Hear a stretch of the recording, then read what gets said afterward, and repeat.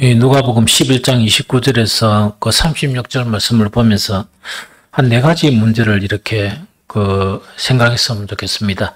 제일 첫 번째 이제 표적의 문제죠. 그래서 무리가 모였을 때 예수께서 말씀하시되 이 세대는 악한 세대라 표적을 구하되 요나의 표적밖에 보일 표적이 없나니 하는 이 표적에 대한 부분이거든요. 그런데 그 신앙생활에서 우리가 이제 그 표적이라는 것은 반드시 부정적인 것은 아닙니다. 이 표적은 이제 긍정적으로 작용할 때도 있고 또 부정적으로 작용할 때도 있다 하는 그 얘기죠. 왜냐니까 예수님의 공생애에서 이 표적을 보여주셨거든요. 표적을 이제 보여주셨거든요. 그래서 표적 자체는 표적이라는 것은 반드시 부정적인 것은 아니다 하는 그런 부분이죠. 그런데 이제 문제가 되는 거는 이제 표적 자체가 반드시 이렇게 부정적인 것은 아닌데 문제가 되는 것은 뭐냐니까 어떤 세대가 그 표적을 구하는가 또 누가 그 표적을 구하는가 하는 것 자체가 문제다 하는 것이 오늘 예수님의 그런 지적이거든요. 그래서 이제 이거는 뭘 의미하는가니까 참 믿음을 위한 사람에게는 그 표적 자체가 그 믿음을 위한 표적이 돼요. 그 표적으로 인하여 예수님을 믿게 되는 믿음에 관한 표적이 되고, 그 다음에 악한 사람에게 그 표적은 어떻게 되는가 하니까 바로 육신을 위한 것이 되어져 버려요. 그래서 예수님께서 표적을 구하는 그 사람들에게 뭐라고 말씀하시는 거니까 이 세대는 악한 세대라 이렇게 이야기하죠. 그래서 악한 세대가 표적을 자꾸 구하다 보니까 정말 이것이 이제 부정적인 그런 부분이다 하는 그걸 이야기해요. 그런데 이 앞에 이제 이 표적을 많이 보여줬거든요. 그런데 이 사람들이 표적을 구한다는 거는 끊임없이 시도 때도 없이 자꾸 이제 표적을 구하는 그런 것을 의미해요. 왜? 이미 표적을 보여줬는데도 뭔가 이렇게 믿지 못하기 때문에 계속 이제 표적을 구해달라 하는 그것 자체가 바로 이런 부분이다 하는 그 이야기죠. 그래, 어쨌든 간에 이 표적 자체를 구하는 것 자체가 이 부정적인 것만이 아니고 긍정적일 수도 있다는 그걸 이야기하죠. 그래서 요한복음 6장 26절에 보면 예수께서 대답하여 이르시되 내가 진실로 진실로 너희에게 이르노니 너희가 나를 찾는 것은 표적을 본 까닭이 아니요 떡을 먹고 배부른 까닭이로다. 그럼 여기서 이제 한 가지 중요한 것이 이제 예수님의 이적을 보여준 것이 요한복음에는 이게 오병이어의 기적이거든. 그래서 이 물고기 2마리와 보리떡 5개를 가지고 5,000명을 먹인 그런 사건이 일어난 거예요. 이 사건이 일어나다 보니까 많은 사람들이 예수님을 찾아다녔거든요. 많은 사람들이 예수님을 찾아다니고 예수님은 피하시고 하는 그런 부분이죠. 그래서 여기서 우리가 이제 생각해 봐야 될 부분은 이런 부분이죠. 우리는 어떤 행위, 즉 그 당시에 예수님이 배척당하는 그런 세대에서 많은 사람들이 열심으로 예수님을 찾아다닌다 하는 이거는 이제 긍정적인 것이냐 부정적인 것이냐 하는 그것에 대한 분별이 우리에게 있어야 된다는 그 이야기죠. 그래서 이거는 이제 뭐냐니까 많은 사람들이 만약에 교회에 모인다 하는 사실은 부정적인 것이냐 긍정적인 것이냐 하는 것 자체가 이 분별을 하는 것 자체가 참 중요하다 하는 부분이죠. 긍정적일 수도 있고 부정적일 수도 있죠. 그래서 항상 그런 거를 우리가 생각하고 이렇게 신앙생활을 하고 또 우리도 정말 이 긍정적인 부분에 속해 있느냐 안 그러면 부정적인 부분에 속해 있느냐 하는 그런 부분이죠. 그럼 예수님께서 많은 이적을 보이고 또 예수님이 천국 복음을 전할 때 드러내놓고 배척하는 그런 무리들이 있었는가 하면 예수님께서 표적을 보이니까 예수님을 막 찾아다녔거든요. 그럼 예수님을 선노하고 예수님을 이제 찾아다니죠. 그럼 이것 자체가 바로 뭐냐니까 이 안에서도 부정적일 수도 있고 긍정적일 수도 있다 하는 그거를 이야기하거든요. 그래서 참 믿음의 그런 사람들은 긍정적인 효과를 가지게 되고 그렇지 않은 사람들은 어떻게 되는 거니까 예수님의 그런 표적을 보고 믿는 것처럼 보이거든요. 믿는 것처럼 보이고 또 예수님이 가는 곳에 예수님을 따르게 되고 이렇게 하는 것처럼 보이거든요. 그런데 예수님이 또 보시면서 그 많은 무리들이 그 쫓아오는 것을 보시면서 한 말씀이 뭐냐? 너희가 나를 이렇게 찾는다. 찾는다는 거는 대단한 거잖아요. 그 당시에 다 무관심하고 배척하고 막 이랬는데 그 이적을 보고 표적을 보고 예수님을 찾으니까 이거는 보편적인 사람들이나 그때 제자들은 보면 완전히 이렇게 처음부터 긍정적인 생각을 하겠죠. 왜냐니까 우리 주님을 따르는 이 무리들이 이렇게 많구나 하는 그런 생각을 하지만 예수님의 생각은 전혀 달랐다는 그 이야기죠. 그게 요한복음 6장 26절이에요. 예수께서 대답하여 이르시되 내가 진실로 진실로 너희에게 이르노니 너희가 나를 찾는 것은 즉 많은 사람들을 안 찾고 있는데 찾는 것은 많은 사람들이 배척하는 가운데서 막 예수님을 찾는다는 이야기죠.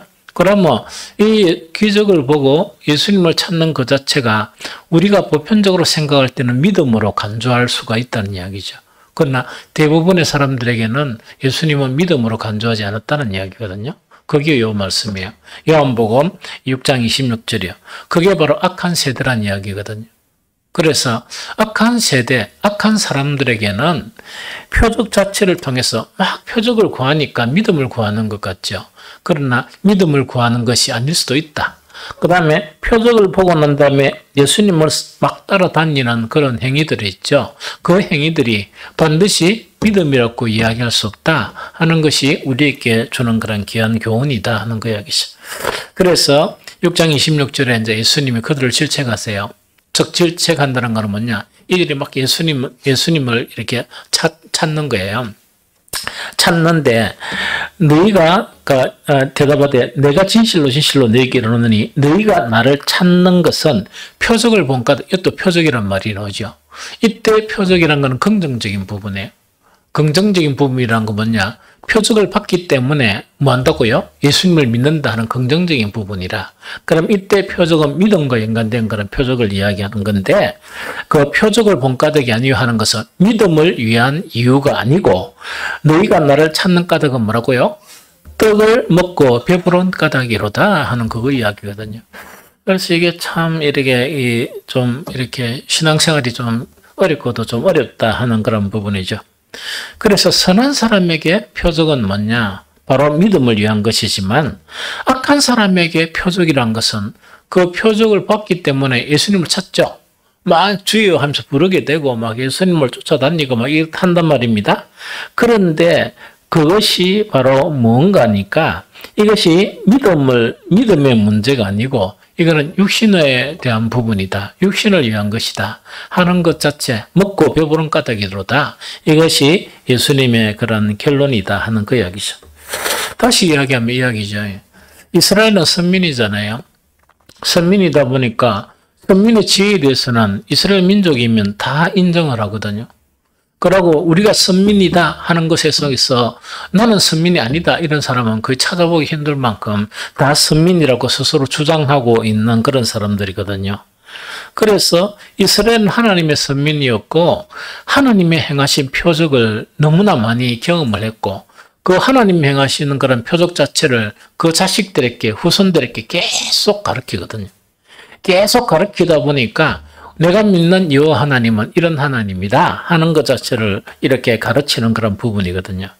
그래서 이것을 그 표적들을 자기들이 경험한 것을 조상대대로 가르치고 이러다 보니까 정말 그들의 후손들은 이 여호와를 섬기게 되는 여호와를 따르고 이제 섬기게 되는 그런 부분이거든요.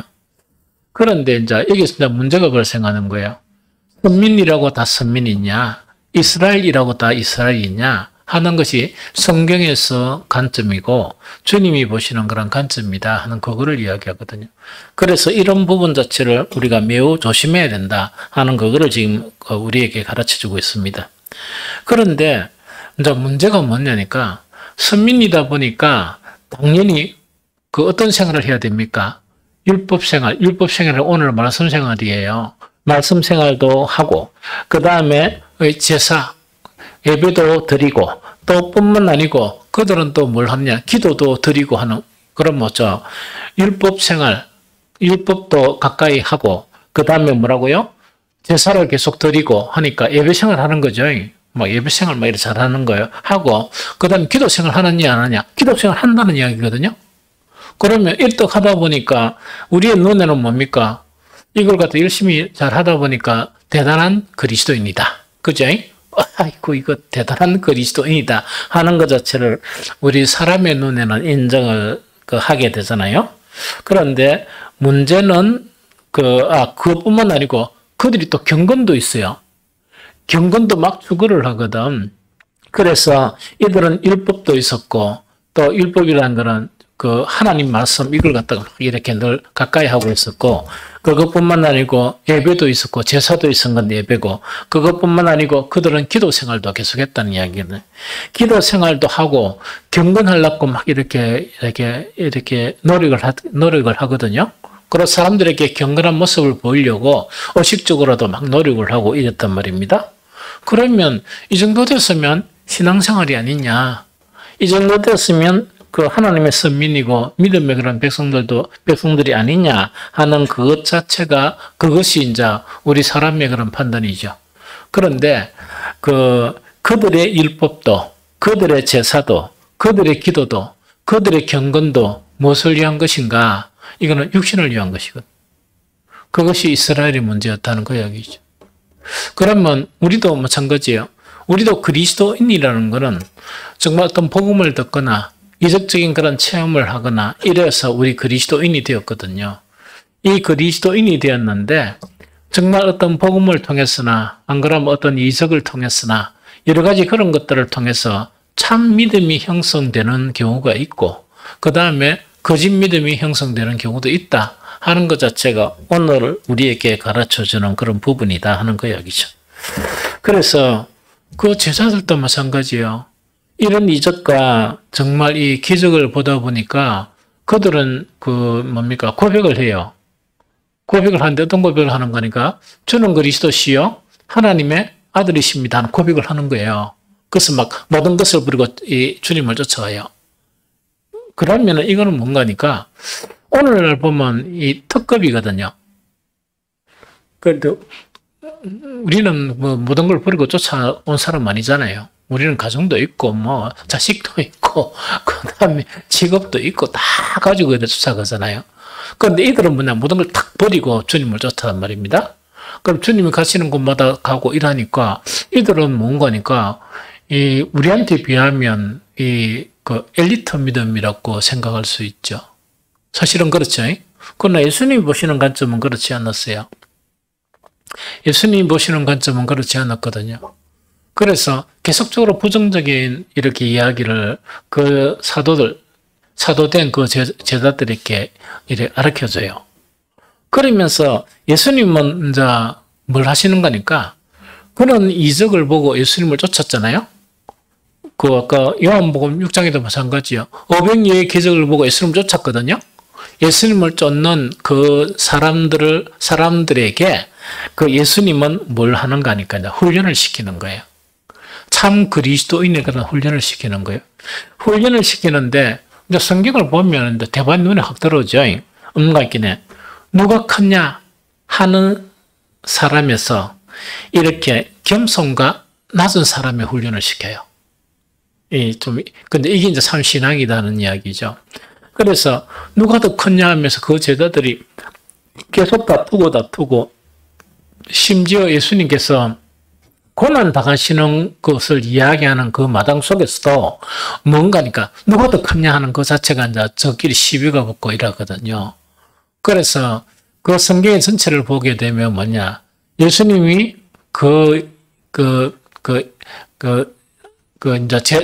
제자들이 따르던 그 제자들에게 이 본질적인 훈련을 한 그것이 누가 컸냐 하는 그 사람이었는데 어떤 사람이 되게 하셨다? 겸손과 낮은 사람으로 그 훈련을 시키는 거예요. 또 그것뿐만 아니고 그 주님의 나라가 임할 때는 우리 아들 하나는 좌편에 하나는 우편에 일한다 그죠? 하나는 우편, 하나는 좌편에 앉게 해달라 하는 그런 이게 이제 요청의 사람, 이게 이제 전부 다 육신적인 부분이죠. 이 요청의 사람에 의해서 어떤 사람으로 훈련을 시켰냐? 자기를 부인하고 날마다 제 십자가를 질 수 있는 사람으로 만드는 거예요. 이게 이제 한국찬 그리스도인이에요. 요 이해되죠? 대단히 중요하거든요. 이렇게 이제 훈련을 시키는 거예요. 이렇게 요소에 두세요. 두시는데, 그러면 그 선생님을 통해 가지고 우회되게 되겠습니까? 누가 더 크냐는 사람이 그 하나님께서 그 선생님들을 통해서 어떤 사람으로 만드는 것이 목적이라? 겸손하고 낮은 사람 만드는 게 목적이란 말이지. 이해됩니까? 그래서 처음에는 엄청 그 화도 나고, 처음에는 뭐 저런 인간이 있나 하는 그런 생각도 들고 있다니까 엄청 힘들어요. 엄청 힘들거든요. 그래서 힘든데, 왜 그런 사람들을 만나게 하시는가? 그렇기는, 내가 이렇게 기도 생활하고 주일 성수 계속 하는데, 예배 꼬박꼬박 안 드립니까? 내가 말씀을 따라 안 삽니까? 그 다음에 기도를 안 합니까? 그 다음에 경건을 추구하지 않습니까? 하는데도 그런 사람을 만나게 하시고. 참 신기하거든요. 그런데 그런 사람들은 누구라고요? 하나님께서 나를 훈련시키기 위한 선생님들이에요. 그걸 빨리 깨달아야 돼. 빨리 깨달아 보여야 돼. 그러면서 그 사람의 문제라기보다 내 안에 훈련돼야 될 부분이 있구나 하는 그 자체를 빨리 캐치를 해버려야 돼요. 빨리 캐치를 해버려야 하나님이 다른 선생 맡기지. 이놈 그걸 캐치도 못하고 있으면 뭡니까? 여러분, 한 과목 가지고 있다면 빨리 그 과목을 좀 끝내야 다른 과목 공부를 시키는데, 그것 가지고 몇 년 동안 이렇게 늘 갖고 있으면 얼마나 답답하겠습니까? 맞습니까? 그런 부분이란 말이지. 연단되지 못하면 표적을 보고 난 다음에 육신으로 흘러버려요.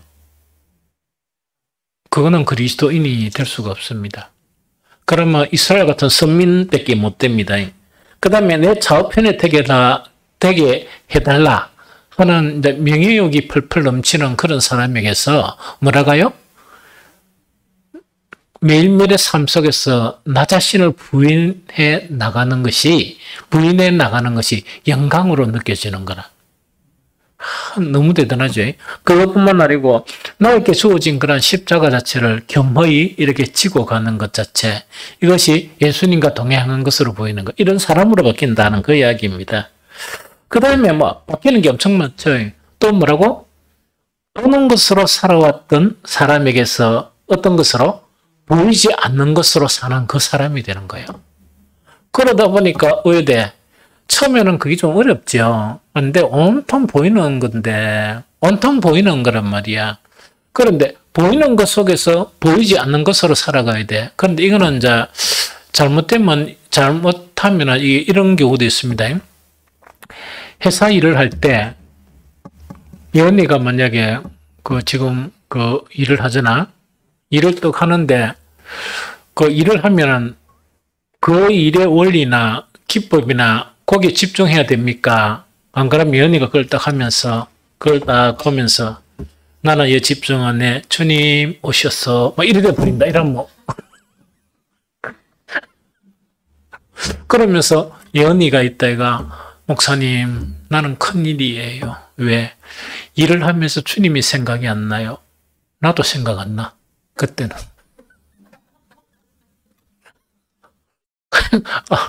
내가 옛날에 감독을 하거나, 안 그러면은 강의를 하거나 가르치는데, 그렇게 감독, 그 다음에 심사, 내가 한 게 감독, 심사, 그 다음에,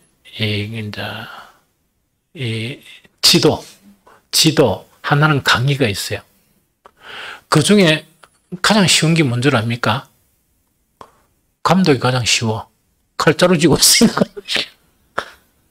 가장 쉬워요. 누가 간섭하는 것도 없고, 이런 중간 시기보다 되고, 어떤 데는 현대중공업에 일하는데, 내 딱 한마디에 한 시합이 스톱돼 버립니다. 스톱 딱 시기 나면요, 온 사람이 모두 다 뛰어옵니다. 어떻게 되는지입니까? 해명하러 뛰어온단 말이에요. 이거 해결 안 되면 일 안 됩니다. 딱 한마디 하면 그거 해결한다고 완전 난리가 납니다. 그러면은 만약에 몇백 명이 일 안 하고 스톱했다. 2시간 수도배 타면 금액으로 얼마 정도 될까요? 엄청난 금액이죠. 근데 그런 것에서 뭐냐? 설계 변경이 일어났는데, 설계 변경이 되면 뭐가 됩니까? 밑에서 제작하는 사람들에게 설계 변경된 것이 전달돼야 정확한 제품이 나오잖아. 설계 부서에서 이 엔지니어링 회사에서 설계 변경이 일어났는데 도면이나 스펙이 옛날 스펙으로 일을 하고 있는 거야. 그럼 내가 스톱 시킵니다. 잠깐 내가 좀 더 멈추시오. 왜냐니까 나는 엔지니어링 회사에서 최신본을 줍니다. 레이티스트. 최신본을 주니까 딱 가지고 있으면서 쭉쭉 다니면서 안 보는 척 하면서 이 사람들 도면이나 스펙을 탁 뒤집어보면서 뭐라고? 리비전 넘버라고 있어요. 계정 넘버라고. 내가 가지고 있는 계정 넘버가 4번이면 반드시 4번이어야 돼. 그런데 내가 4번을 딱 가지고 있는데 일하는 사람이 3번을 가지고 있죠? 두 말 안 하고 스톱 하면 탁 멈춰버립니다. 무슨 말 좀 알겠습니까? 그게 가장 쉽단 말이야. 가장 어려운 게 뭔가? 강의가 가장 어려워. 누가 질문해가 한 번씩 이상해 버릇하면 잘려버립니다. 전문성이 없어 잘려버립니다. 그러면 강의하고 이렇게 또 하는데 내가 일하겠습니까? 왜 말씀이 생각이 안 날까? 강의 좀 주여 내 영혼이 왜 이래 메마릅니까? 어떻게 먹고 살 거야? 예언아. 어떻게 먹고 살려고 살래? 그러면 안 되겠죠? 그러면 그 안에서는 주님과 동행하는 게 뭔가니까 내가 일하면서 성경을 생각해라는 게 아니고 뭘 하란 말이고? 성경 말씀대로 감독관을 하란 이야기라. 부정을 하지 않고 정직하고 때로는 긍휼을 베풀 줄 알고 무슨 말 좀 알겠습니까? 그 다음에 정의롭게 이런 것으로 내 일을 하고 강의도 마찬가지고 그렇게 하고 이렇게 하라 그 이야기라. 이해가 됐죠? 그래서 그때 주님과 동행은 뭐냐니까 하나님의 말씀에 따라서 그 말씀대로 내가 실생활에 살아가는 그런 모습 그게 주님과 동행이야. 좀 이해가 됩니까? 그래서 그런 부분인데 이 좀 뒤복잡해. 그래서 보는 것으로 안 하고 믿음으로 한다 하는 그것도 이제 그런 부분이란 말이에요. 그러면 사람들은 보는 것으로 자기 이익이나 당장 이렇게 하면 유익이다 하는 것을 선택하잖아요. 당장 이익은 나도 알지만 선택을 안 하는 거예요. 왜? 하나님의 말씀이 그렇게 하지 못하게 하니까 안 하는 거예요. 하나님의 말씀이 그래 가르치니까 그렇게 안 하는 거예요. 요즘 이해됩니까? 이걸 갖다가 계속 훈련시키고 계속 훈련시키고 계속 훈련시키는 그런 부분입니다. 그 다음에 또 뭘 훈련시키느냐? 신앙 고백을 내가 주는 그리스도시요 하나님의 아들이십니다 이랬는데 그 주님을 따라가려고 그러면 육을 따라가야 됩니까? 영을 따라가야 됩니까? 영을 따라가야 되잖아. 그 훈련을 계속 시키는 거야. 그런데 이게 안 되는 거는 뭐냐니까 육을 따라가면서 계속 주는 그리스도시 하나님의 아들이고 교회 일도 육으로 해버리고 교회 일은 모든 것도 육으로 다 일을 해버리라. 그러면은 멍청한 사람들이 또 보고 난 다음에 이야 저 사람 너무 열심히 일한다 해가지고 좀 목사 시합 붙어. 그럼 목사가 무슨 목사라? 그런 목사 세워지는 만큼 우회된다고? 교회를 무너뜨리고 만나는 사람마다 뭐라고? 영적인 사람을 육신적인 사람으로 만들어버리는 희한한 목사가 돼버리는 거예요. 그런 목사들이 많아. 그러니까 주님께서 그런 훈련을 시키는 거야. 사도들이 다음에 보면 다 영을 따라 살아가고 그 다음에 영을 따라 살라고 권면하고 이런단 말이지. 그 다음에 또 뭐냐? 세상 안에 거하던 사람. 세상 안에 거하던 사람이라는 것은 뭐냐? 세상의 방법과 세상의 원리대로 사는 사람을 어떻게 훈련시키다? 주님 안에 거하는 사람으로 만들어. 그럼 주님 안에 거한다는 것은 뭐냐? 말씀의 원리대로 사는 사람으로 계속 훈련시키고 바꿔간다는 그 이야기예요. 이거 이해됩니까? 그런데 표적 자체가 참 믿음의 사람에게 나타나지 않으면 그 표적을 가지고 기도하겠습니까? 안 하겠습니까? 엄청 기도 열심히 하겠지. 그 다음에 구하는 목적은 뭡니까? 육의 것을 구하는 거예요. 세상적인 것을 구하고 세상의 영광을 구하고 이러는 거야. 이런 가짜들이 지금 되게 많아. 그 목사들만 있는 게 아니고 평신들도 엄청 많아요. 그래서 혈과 육은 절대로 하나님의 나라를 이어받지 못합니다. 성경에 그려놨으니까. 그래서 그거 자체가 훈련이 돼야 돼. 좀 무슨 말인지 알겠죠? 그래서 우리도 뭐냐, 그 훈련을 중단해버린다 이라면 참으로 이거는 낭패입니다. 그런데 여기서 이제 갈등이 좀 나타나는 거라. 누구든지 갈등을 가지고 있어. 좀 양심적이고 정말 참 믿음으로 살려고 하는 그런 상황 가운데 때론 우리가 완벽하게 육신을 벗어날 수 있습니까? 못 벗어납니까? 못 벗어나잖아. 못 벗어나니까 일하면서도 왜 주님 생각 안 합니까? 이래버리면. 이래 본다면 그 어려운 거를 이 학문적인 것을 보면서 그죠? 주여, 나는 왜 몰입합니까? 말씀 생각이 안 나면 이래버리면 어린단 말이라. 이제 그런 것도 조금 이게 애매하지만은 뭐냐? 우리가 완전히 육을 벗어나지 못했기 때문에 육의 잔재가 우리 내면 속에 있습니까? 없습니까? 있죠? 그럼 그 자체가 내가 발견되면 내 마음 자체가 힘듭니까? 안 힘듭니까? 힘들죠. 그때 잘해야 돼. 믿음을 따라서 하는 거예요. 믿음을 따라서. 믿음은 이루어진 현상이 아니고 이런 현상은 뭔가 있긴 그 실상이고 그 다음에 앞으로 계속 이루어지는 것은 뭐냐? 믿음으로 바라봐야 돼. 내가 이런 상태에 있지만 내가 반드시 한 단계 더 올라가는 아름다운 사람이 될 것이다. 우리 교인들이나 성도들도 마찬가지야. 목사한테 그런 게 더 많겠지. 왜냐니까 여러분들이 겪고 있는 갈등들을 이미 다 겪었던 갈등들이 많단 말이야. 그러면서 아마도 뭐 영적으로나 좀 앞서가겠지. 그러다 보니까 이래 같이 봐야 됩니까? 뒤를 돌아봐야 됩니까? 어디 가는데 이렇게 빨리 좀 가야 되는데 쭉 처지가 있는 거야. 그러면 나도 막 가면서 같이 끌고 이렇게 가야 되는데 너무 처져가 있으면 마음이 좀 절망이 됩니까? 안 됩니까? 그걸 믿음으로 봐야 된다는 이야기거든.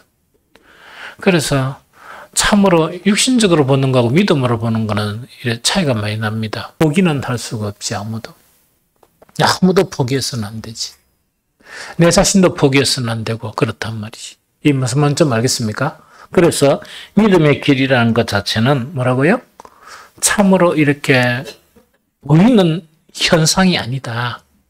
보이지 않는 믿음을 향해서 소망을 가지고 계속 기대를 가지고 이렇게 나아가는 것이 바로 믿음의 길이다 하는 이야기죠. 그런데 그 방향이 누구여야 됩니까? 주님이어야 돼. 세상이면 안 돼. 그런데 표적을 보고 이렇게 많이 찾아온 사람들은 여기서 예수님이 이야기한 뭐냐? 표적을 본 까닭이 아니고 떡을 먹고 모른 까닭이라 배부른 까닭이라 이렇게 단정된 사람들, 이건 유대인들을 이야기해요, 사실은.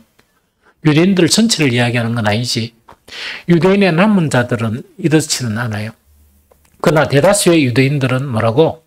신앙의 관점 자체가 그들의 뭡니까? 율법도, 그들의 제사도, 그들의 기도도, 그들의 선행이나 그들의 경건도 목적이 뭐란 말입니까?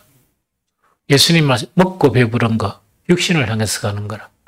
이거는 하나님의 나라를 같이 공유할 수 없습니다. 여기서 벗어나야 돼. 이해가 됩니까? 여기서 벗어나야 돼. 그 다음에, 이제 여기서 이제 이야기하는 거, 이게 이제, 요나의 그런 표적밖에 보일 것이 없다는 것. 니느웨 사람들은 요나가 성실하게, 이 성이 망한다고 성실하게 전파를 했습니까? 안 그러면 불성실하게 전파를 했습니까? 아주 불성. 3일을 돌아야 될 거를 뭐만 대충 하루만 딱 돌고 끝내버렸단 말이에요. 하루만 돌고 끝내버렸단 말입니다. 그런데 왜 됐다고요? 회개가 일어났어요. 뒤에 회개가 일어났단 말이에요.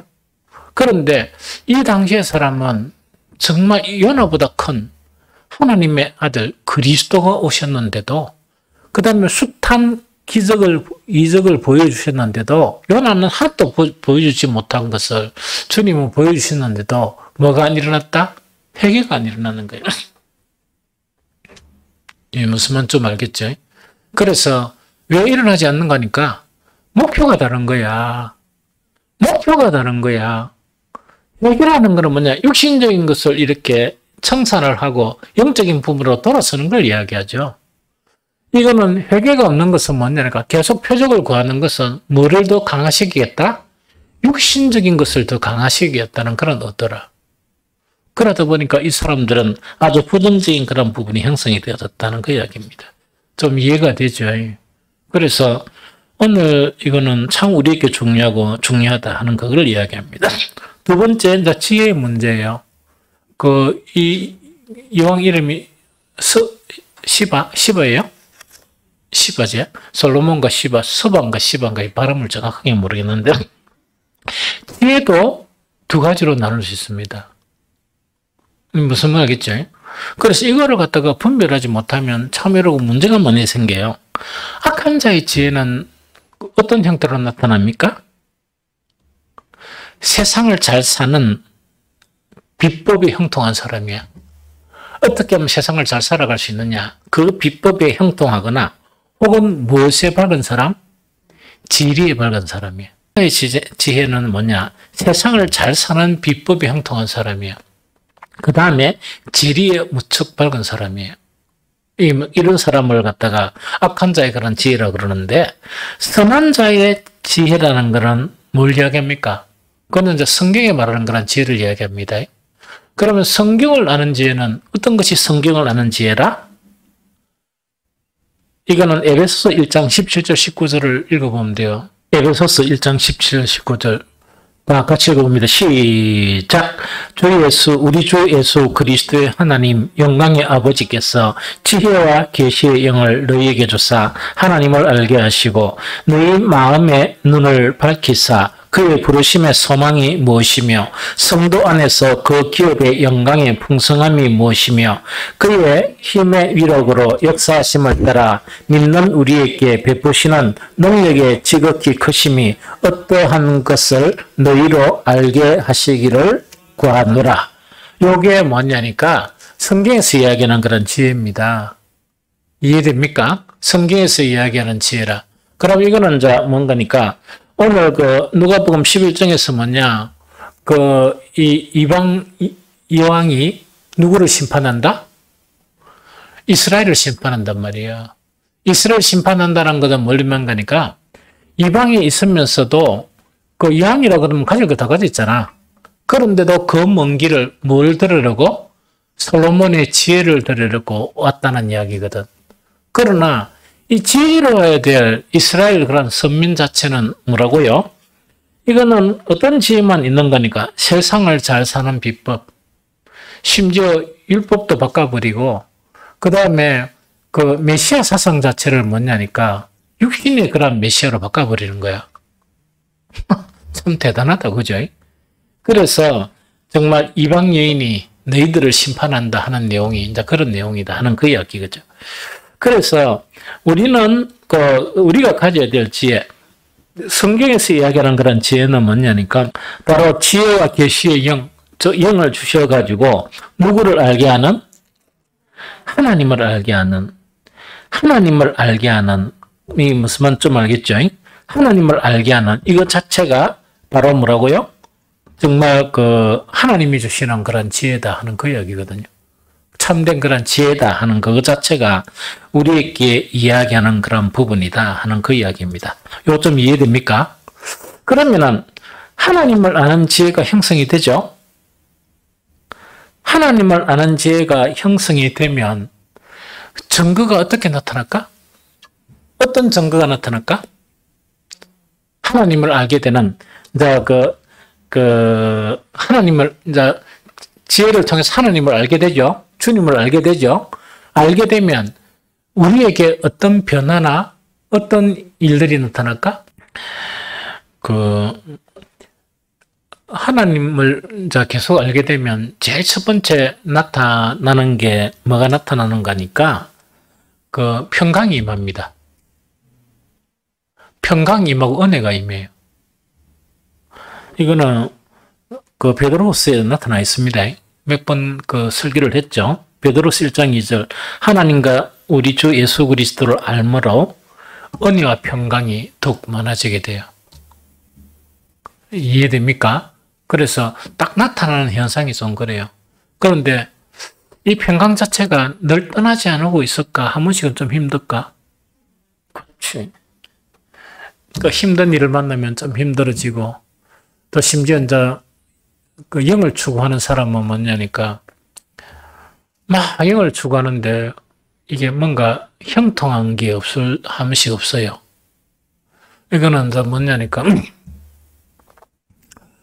어떤 간에 어디 단녀가 내가 삶을 좀 바꿔야 되겠다. 이래가 오늘 하루 잠들어 그 말씀과 씨름을 했는 거야. 그 아침부터 계속 오늘 새벽부터 했나?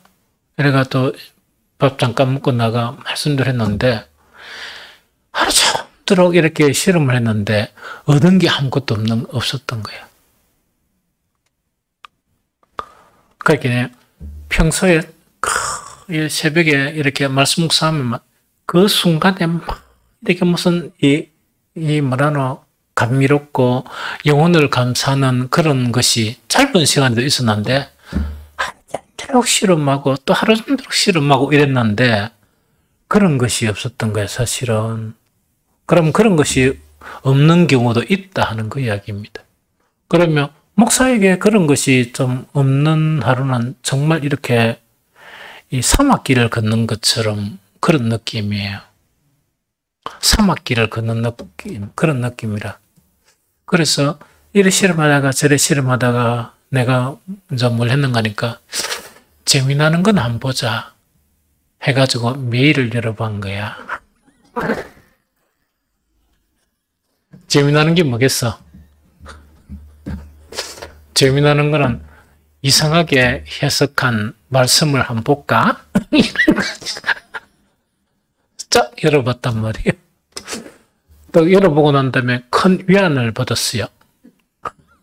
근데 이상해서 위안을 받은 게 아니고, 영지 할매처럼 탁 말씀 묵상해가 적용을 이렇게 짜달해 놨더라고. 그러니까 하루 종일 피곤했던 것이 사라져 버렸어. 그거 하면서 예숙 씨는 참 잘해요. 내가 제자훈련을 많이 시켰는데 말씀 묵상에 대한 부분은 좀 상위층에 속할 것 같아. 그러니까 참 이렇게 적용도 잘하고 잘했더라고.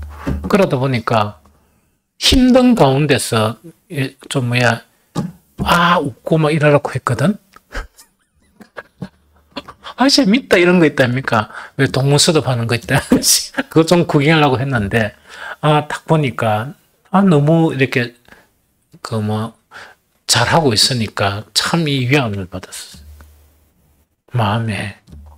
그래서 어떤 간에 늘 평강 자체가 있다 그래가지고 평강이 우리를 주도하지만은 때로는 공고함이 있어요. 그런데 하루 종일 내가 붙들은 거는 뭔가니까 이걸 붙들은 거예요. 한 가지 딱 붙들은 게 뭘 붙들은 거니까 이런 이 고난과 같은 이 시간을 통해서 주님은 말씀을 주신다. 이제 그걸 붙들고 이제 하루 종일 버티는 거예요. 안 그러면 힘들잖아. 그런데 옛날도 그랬다시피 어떤 막 이렇게 그 목회자로 살아가면서 막 온갖 일들이 있거든요. 온갖 일들이 있는데 어떤 데는 이런 걸 느껴. 하나님께서 나에게 최악을 경험하게 하시고, 최악이란 거는 정말 어떤 지옥과 같은 그런 시간들을 경험하게 하시면서 끝에 말씀을 주시는 거예요. 그런데 그렇게 힘들게 이게 수렁터기로 빠뜨리시고 난 다음에 나중에 이제 말씀을 주시는 거예요. 그럼 그 말씀 때문에 다시금 힘을 또 회복하고 그 말씀을 전하고 하는 그런 경험들이 있거든.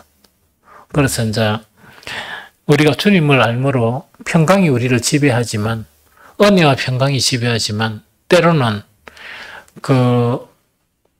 이 사막길을 걷는 듯한 그런 속에서는 은혜가 임하겠습니까? 안 임하겠습니까? 안 임하. 그럼 왜 되는 거니까? 앞으로 쉴 것을 생각하면서 견뎌야 돼. 그리고 믿음이란 건 뭐냐? 그런 상황 가운데 믿음을 놓치면 안 돼요. 주님은 반드시 이 과정 속에서도 이유가 있을 것이다. 또 이런 어려움 속에서도 하나님께서 하나님의 이유가 있고 또 그냥 이런 어려움을 주시는 것은 아니다 하는 그런 확신을 갖는 것을 믿음이라고 그래. 이해됩니까? 그래서 우리가 주님을 아는 거란 지혜 자체나 왜 중요한 거니까 주님을 알아야 은혜와 평강이 우리에게 임하거든. 그 다음에 또한 주님을 아는 그런 지혜, 이걸 있어야 뭐가 됩니까? 또 주어지는 게 있는데 뭐가 주어진다? 뭐가 주어진다? 신앙생활에 가장 중요한 거예요. 이게 없다 보니까 윗선을 해요. 이게 주어지면 윗선할 필요가 없어요. 그러면 그 지혜를 통해서 하나님을 알아가죠. 알아가게 되면 생명과 경건에 속한 것들을 우리에게 주세요. 자, 봅니다. 신앙생활 하는데 육을 따르는 신앙생활 한 거야. 아까 이야기했죠. 기도도 육, 율법도 육, 헌신도 육, 그것뿐만 아니고 모든 것이 다 육의 목적이란 말이야. 그러면 육의 목적인 사람의 기도, 육의 목적인 사람의 예배, 육의 목적인 사람의 그런 것들 자체가 경건이 되겠습니까? 안 되겠습니까? 경건이 안 나타나잖아. 안 나타나니까 뭔가 윗선을 범하는 거예요. 경건하게 이미지로 보이려고 이렇게 포장을 하는 거예요. 그런데 참으로 하나님을 알아가는 사람에게는 뭐가 주어진다? 생명의 원리도 알고 경건도 우리에게 주다 보니까 포장할 필요가 있습니까? 없습니까? 포장할 필요가 없지. 왜? 내 안에 경건 자체가 형성이 되니까. 그래서 내가 있는 모습 그대로 막 이렇게 편안하게 어떤 자리든 편안한 거야. 안 그러면 어떤 자리에 막 뭔가 이렇게 꾸며야 되고 이렇게 해야 되면 뭡니까? 또 경건하게 보여야 되고 이러면 문제가 되겠지. 그럼 엄청 힘들 거잖아. 이게 무슨 말인지 좀 알겠죠? 그래서 내가 경건이 형성되면 그렇게 윗선할 필요는 없다. 그 이야기다, 그죠? 그러나 하나님을 아는 그런 지식, 하나님을 알게 되면 뭐냐? 하나는 뭡니까? 은혜와 평강. 그 다음에 3절 읽어보면 베드로서 1장 3절. 그의 신기한 능력으로 생명과 경건에 속한 모든 것을 우리에게 주셨으니 이는 자기의 영광과 덕으로서 우리를 부르신 이를 뭐함으로? 알므로 그것이 형성이 된다는 그 이야기입니다. 마지막 하나가 신의 성품이에요. 그 뒤에 이제 연결된 게 신의 성품이거든. 그러니까요. 참 우리가 다 모난 성품이잖아. 모난 성품에서 하나님을 알면 알수록 고상한 성품을 가지게 돼요. 그런데 이제 나중에 이게 어떤 정점을 좀 지나게 되면 기대가 되는 거라, 나 자신에 대해서. 앞으로 내가 어느 정도 더 변할까? 어느 정도 이 하나님의 성품을 닮아갈 수 있을까? 하는 그 기대감을 가지면서 계속 나아가게 되는 거예요. 이해가 됩니까? 그래서 지혜의 문제, 이거는 대단히 중요합니다. 그래서 우리는 어떤 지혜를 버려야 돼? 세상 지혜를 버려야 됩니다. 세상 지혜를 완전히 버리는 거, 학문하고 일하는 그 지혜를 버리라는 건 아니야. 그거는 하되, 우리의 그런 주 목적 자체는 어떤 지혜여야 된다? 하나님을 아는 지혜. 이것을 구하면서 살아가는 것이 우리다 하는 그거를 이야기합니다. 그 다음에 세 번째가 뭐냐니까 회개의 문제예요. 32절에 누가복음 11장 32절 한번 볼까?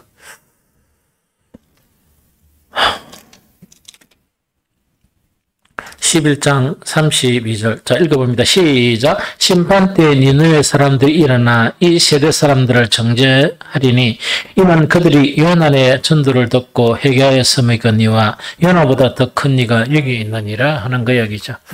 그러면 이제 표적이 정당한 믿음의 표적이 되고 그 다음에 지혜가 하나님을 아는 지혜가 되어지게 되면 이것 자체는 무엇이 증거로 나타나는가? 회개가 증거로 나타나요. 회개가 증거로 나타나. 그래서 계속 설교할 때마다 기회 있을 때마다 이야기했죠. 한 30년 전에 교회하고 오늘날 교회하고 차이가 좀 많이 나거든요. 30년 전에, 40년 전에 교회하고 너무 차이가 많이 나는데 그 중에 특별하게 변화된 것이 차이가 나는 게 뭐냐? 회개가 사라진 교회다. 회개가 사라진 심령들이다는 그 이야기거든요. 그거는 신앙이 아닙니다. 병든 신앙이에요. 그 병든 신앙이고 육신적인 신앙입니다. 회개할 줄 모르는 사람들. 말씀을 들어도 회개가 없고 이런 거 있죠. 옛날에는 막 이렇게 말씀을 들으면 의되는 거니까 막 곳곳에 막 흐느끼면서 울면서 회개하고 막 이런 것이 있었는데 요새는 없어요. 그럼 없다 그러면 의되겠노? 회개가 없는 사람, 그 정도 사람이어야 되잖아요. 그 옛날 사람보다 아래인데도 회개가 없어. 육화된 사람들이야. 육화된 사람들이거든요. 표적의 참된 의미는 회개를 일으켜요. 왜? 하나님을 만나는 거니까. 주님을 만나니까 뭐냐? 주여 나를 떠나소서. 나는 죄인입니다. 이것이 막 누가 가르쳐서 그런 게 아니고 놀래가지고 할 수밖에 없습니다. 그래서 참된 표적의 참된 의미는 회개를 일으키는 것이거든요. 이 좀 이해됩니까? 그래서 세상의 사람에서 어떤 사람으로? 회개는 세상의 사람에게서 하나님의 사람으로 바꿔 나갑니다. 회개가 없다는 것은 육의 사람 그대로 있다는 이야기거든.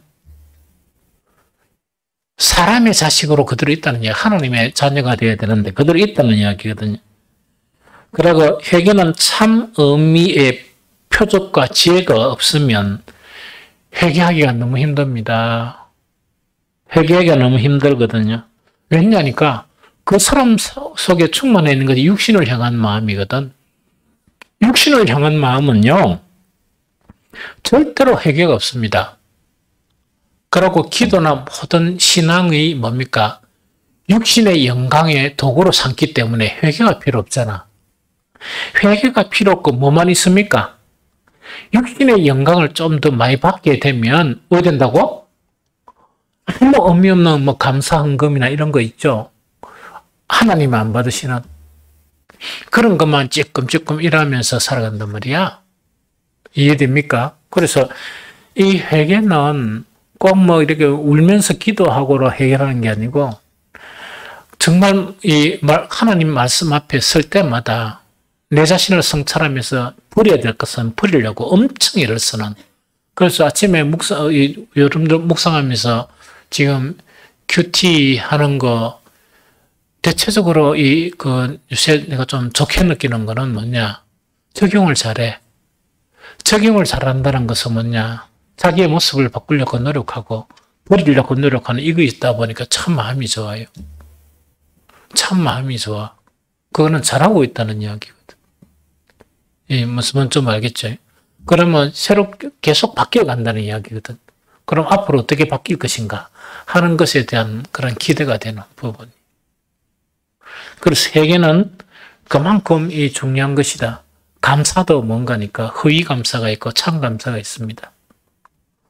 그럼 허위 감사, 하나님이 받으시지 않는 감사는 어떤 감사냐? 내가 목표가 뭐라고? 육이고 내 목표가 세상의 영광이라. 그럼 막 기도하고 이러다 보니까 세상의 영광을 좀 더 많이 얻었어. 그러면 세상의 영광을 얻었는데 감사하겠습니까? 안 하겠습니까? 감사가 되지? 감사가 되다 보니까 의미 없는 그 감사를 드리는 거예요. 그래서 하나님은 그걸 별로 안 받으십니다. 우리는 더 경건하고 더 이 주님을 알고 이런 거 있죠. 더 신의 성품이 닮아가면서 그런 상황 속에서 감사가 되어야 되지 그게 안 되면 안 된다 하는 그거를 이야기합니다. 좀 이해됩니까? 그러면 한 가지가 또 눈의 문제라 34절 이것만 읽어봅니다. 34절 자 시작 내 몸의 등불은 눈이라 내 눈이 성하면 온몸이 밝을 것이요 만일 나쁘면 내 몸도 어두우리라 하는 이야기죠. 그 이 눈의 문제가 뭐냐니까 자 우리가 육신적으로 보면 내가 눈이 잘 안 보이잖아요. 눈이 잘 안 보이면은 내 몸에 그런 어떤 더러움이나 불결함을 볼 수 있습니까? 못 봅니까? 못 봅니다. 못 봐요. 그런데 사람 이렇게 보면은 이 재밌는 게 뭘 재밌어?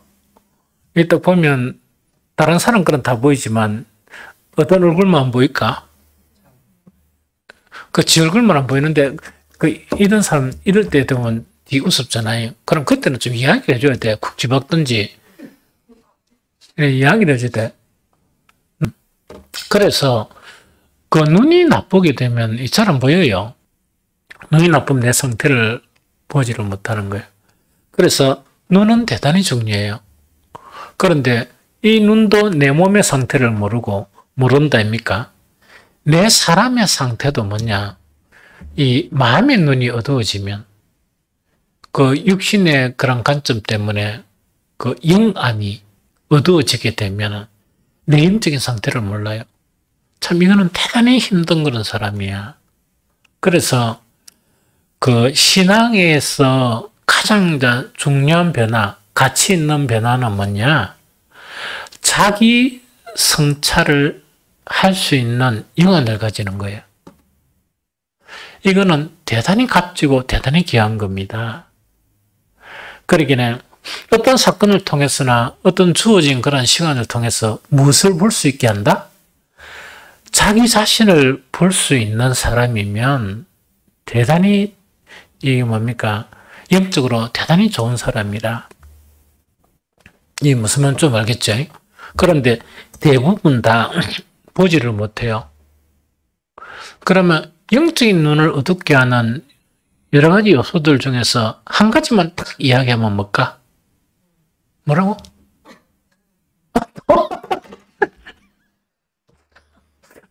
그것도 맞아. 그렇게 육체, 탐욕입니다. 탐욕. 탐욕은요, 그 시력을 너무나, 영적인 시력을 약하시기가 절대로 자기 자신을 못 봅니다. 그 자기 자신을 못 보면 진짜 깝깝하거든요. 답답하기네. 기회가 없는 거예요. 회개의 기회도 없고. 그럼 자기를 못 보다 보니까 그래요. 그런데 영적인 탐욕의 눈은요. 그 비결이 뭐냐? 자기는 볼 줄 모르는데 상대방을 보는 눈은 뭐냐? 2.0이다. 2.0 해요. 이걸 봐요. 이러면 더 깊으면 큰일 나. 그래서 피해야 돼. 이게 무슨 말인가 이게 이런 거란 말이야. 그런데 이제 이게 영적인 눈이 뜨여지기 시작하면 자기 성찰이 되기 시작하면 그 궁일로 바뀝니다. 수용하는 사람으로 바뀌어. 이게 무슨 말이야? 얼마나 아름다운 사람. 그러니까 그걸 못 봤다는 게 아니고 보지만은 수용을 하는 거예요. 기대를 가지면서. 그럼 얼마나 아름다운 사람이겠냐. 그런데 그 대신에 자기 안에 있는 것은 아주 예리하게 보는 거예요. 예리하게 보다 보니까 어떻게 되겠습니까? 계속 변화가 되겠죠. 계속 자기를 변화시켜 가는 거야. 예수 그리스도의 장성한 분량으로 계속 자기를 변화시켜 나가는 거예요. 이게 신앙이에요. 이게 신앙이고 오늘 대부분의 이 말씀 자체가 표적도 그렇고 지혜 문제도 그렇고 회개의 문제도 그렇고 눈에 대한 문제도 그렇고 따로따로가 아니고 하나를 이야기해요. 이게 뭐라고? 육의 사람에서 어떤 사람으로 영의 사람으로 바뀌어지는 그런 요소들이 바로 이런 요소들이 있다 하는 것을 우리에게 말씀을 주고 있는 부분입니다. 변화 안 되면 안 돼요. 변화 없는 신앙생활은 믿음은 죽은 믿음이에요. 그런데 오늘 이 네 가지 요소 있죠. 이 요소는 대단히 중요하고 대단히 중요한 부분을 이렇게 우리에게 지적을 해주고 있고 가르치고 있는 부분이다 하는 그 이야기입니다. 좀 이해가 되죠? 이 세상의 모든 문제 속에서 대부분의 문제는 자기 안에 있습니다. 그런데 그걸 못 보는 거예요. 자기만 반듯하게 하면 많은 문제들이 해결되는데 그 문제를 못 보다 보니까 고통하는 거예요. 그 다음에 분쟁도 하고 그 문제를 보다 보니까 분노도 하고 이렇죠. 그래서 우리 채씨들은 분노가 좀 많아. 화가 좀 많아요. 그 나는 이제 태생이 그러다 보니까. 그런데 화가 많은 채씨 자체가 살다가 보니까 그 화 중에서 99.9%가 어디 있다고? 외부의 문제가 아니고 내 안에 문제가 있는 거예요. 그래서 그렇게 깨닫기까지가 숱한 시간이 걸리고 참 숱한 그런 갈등을 겪고 숱하게 시행착오를 이렇게 저지르고 하는 그런 일들을 겪는 거예요. 그래서 오늘 이 말씀 통해서 변화가 일어나야 돼. 왜냐니까 이 세상 뭐 천금이 있다 손치더라도 자기보다 더 귀하진 않잖아. 그렇죠? 내가 없는데 거기 뭐가 소용있어. 그래서 내가 가장 중요한 존재예요. 하나님 앞에. 그래서 그 내 자신을 훈련시켜 나가는 저는 이것이 하나님의 은혜로 차관 이렇게 이제 20대 후반부터 계속 이렇게 내 속의 전쟁을 계속하고 있는 거예요. 여러분들도 여러분들 속에 있는 선한 전쟁이 있죠. 그걸 계속 해야 됩니다. 때로는 우울할 때 있고 힘들 때도 있지만 그것이 모든 과정이라 생각하고 희망을 보면서 그 다음에 우리가 세상 속에 만나는 사람들 있죠. 이거는 나의 선생님이다.